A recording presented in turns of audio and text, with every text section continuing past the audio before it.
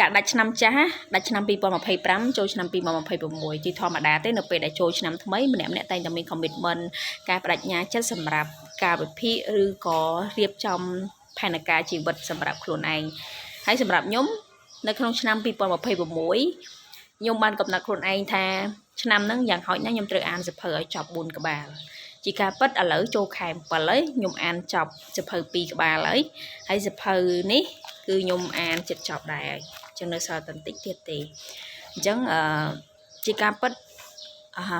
ជីវិតដែលមានផែនការវាល្អប៉ុន្តែយើងកុំភ្លេចពិនិត្យមើលយើងកុំភ្លេច check មើលនៅផែនការជីវិតរបស់យើងតើយើងបានធ្វើតាមអ្វីដែលយើងបានដាក់អត់ហើយបងប្អូននៅពេលដែលយើងដាច់ឆ្នាំភ្លាមណាយើងមានការតាំងចិត្តបដិញ្ញាចិត្តហើយ commitment ហ្នឹងគឺល្អខ្លាំងមែនតើប៉ុន្តែវាជាការពិតជីវិតរបស់យើងវាអត់ស្រួលដូចការដែលយើងបដិញ្ញាចិត្តទេនៅពេលដែលយើងដើរទៅវាតែងតែមានរឿងរ៉ាវកើតឡើងហើយរឿងរ៉ាវខ្លះយើងដឹងមុនតែរឿងរ៉ាវខ្លះគឺយើងមិនអាចប៉ាន់ស្មានដឹងមុនទេហើយយើងត្រូវតែដោះស្រាយភ្លាមជាបន្ទាន់ជាហេតុដែលយើងយកពេលដែលយើងគេហៅថាជាហេតុដែលយើងយកពេលមួយចំនួននៃផែនការរបស់យើងនឹងយើងអត់បាន follow យើងអត់បានធ្វើតាមផែនការរបស់យើងទាំងស្រុងទេ